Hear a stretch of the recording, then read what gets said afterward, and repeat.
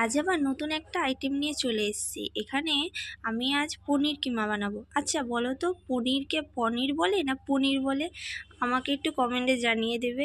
হ্যাঁ, এখানে কড়াই আমি তেল দিয়েছি, শুকনো লঙ্কা, তেজপাতা, জিরে আর সর্ষে ফোড়ন দিয়ে আলু দিয়ে দিচ্ছি। পনির কিমায় যেহেতু আলু দেয় না, আমি দিয়েছিলাম একটু নতুন ধরনের জন্য।